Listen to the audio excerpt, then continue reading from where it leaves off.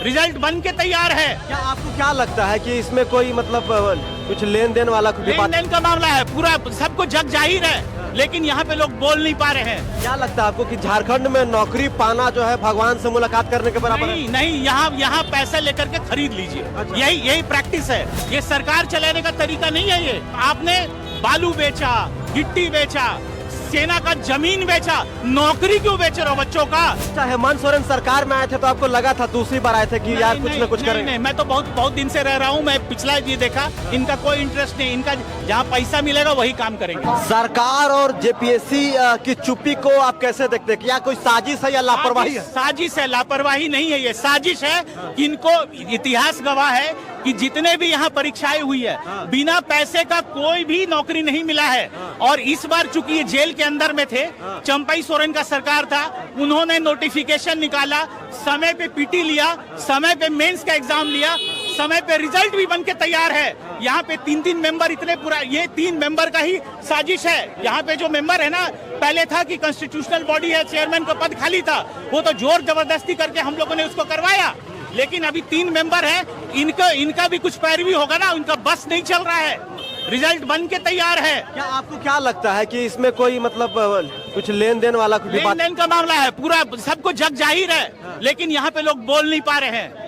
ये सामने रखना होगा, रिजल्ट निकालना पड़ेगा। बच्चों का जो भविष्य, जो उम्र जा रहा है, वापस देगी सरकार? नहीं देगी। क्या लगता है आपको कि झारखंड में नौकरी पाना जो है भगवान से मुलाकात करने के बराबर है? नहीं, यहाँ पैसा लेकर के खरीद लीजिए। अच्छा। यही प्रैक्टिस है। सीजीएल में भी वही हुआ, ये जितना आपका पारे टीचर में वैसा ही है, आपका मेडिकल में जो हुआ सबका वैसे ही हो रहा है। आप कहाँ से आए हैं दादा? मैं रांची से ही हूँ। तो आप जो है आप भी अभ्यर्थी?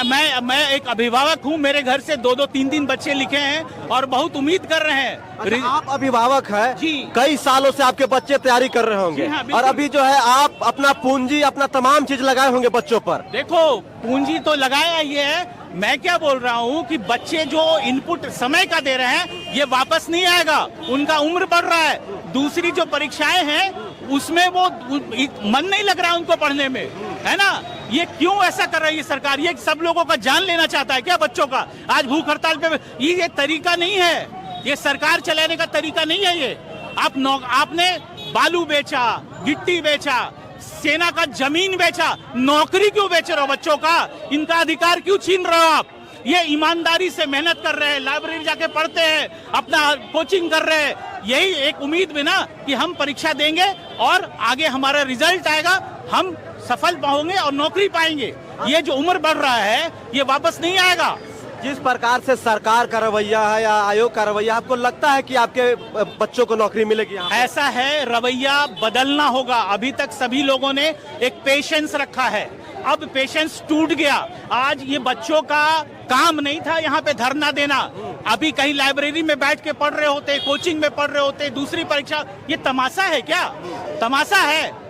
ये तमाशा बना के रखा है। इनका भविष्य क्यों? इनका भविष्य ऐसा है, बच्चों का भविष्य बर्बाद करने का इनका कोई अधिकार नहीं है, अपने स्वार्थ के लिए।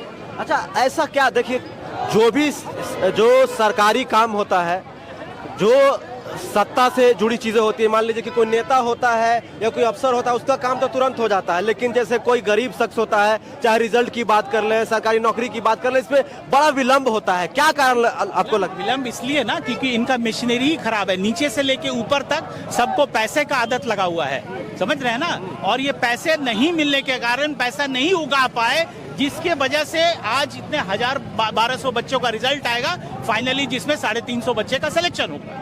तो ये उनको पैसा नहीं मिला तो वो ये काम वही करती है जो जिसमें पैसा नहीं मिलता, उसमें कोई इंटरेस्ट नहीं। हेमंत सोरेन का भी बयान आया था, आसान शब्दों में समझे कि भाई जेपीएससी एक संवैधानिक संस्था है, उसमें सरकार का कोई हस्तक्षेप नहीं। कौन बोला? गलत बात है। उनको नहीं पता है संवैधानिक। देखो, ये कॉन्स्टिट्यूशनल बॉडी, एक तो 8-10 महीने तक चेयरमैन का पद खाली रखा इन्होंने, बहुत प्रेशर दिया गया, तब उन्होंने बना लिया। अभी ये जो 3 मेंबर्स हैं, ये टांग अड़ा रहे हैं कि इनका कैंडिडेट उसमें घुस नहीं पाया। अच्छा, ये 3 मेंबर कौन कौन है? वो तो आप जानते ही हैं। एक अजिता भट्टाचार्य है, एक अहमद जी हैं, और एक वो गौसनर कॉलेज की प्रिंसिपल है, सब तो मतलब पैरवी से आए हैं ना। कहाँ से आए हैं सर आप? मैं रांची से ही हूँ, मैं एक अभिभावक हूँ। जी, अभिभावक हैं, ये भी जो है आंदोलन में आए हुए हैं। आप तस्वीरों में देख सकते हैं कि यहाँ पर हजारों की बना रखा है इन लोगों ने, तमाशा, बिल्कुल तमाशा बना रखा है। और इसका अगर भविष्य, अगर उनको लगता है कि हमको इन बच्चों का भविष्य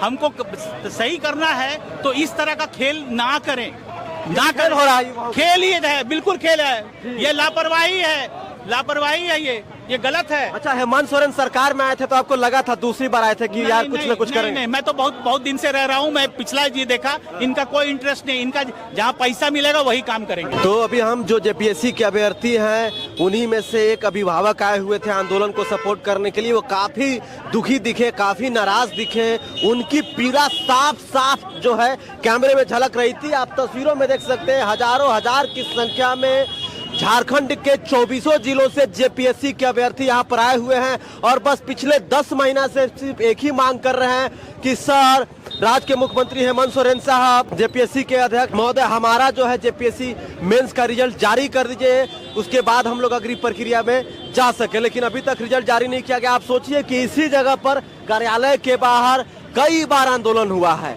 कई बार आंदोलन हुआ है। छात्र नेता सत्यनारायण शुक्ला बीमार हो गए हैं और उनको एम्बुलेंस से जो है हॉस्पिटल भी ले जाया गया है। इस पूरे मामले पर आपका क्या कहना है, कमेंट करके जरूर बताइए। अगर आप झारखंड के निवासी हैं और अगर आप सरकारी नौकरी करते हैं तो ध्यान से सरकारी नौकरी की तैयारी करिएगा, नहीं तो आपको ऐसे ही सड़क पर आना पड़ेगा, आंदोलन करना पड़ेगा, पुलिस का डंडे खाने पड़ेंगे, तभी जाके आपको नौकरी प्राप्त होगी। जोहार, नमस्कार।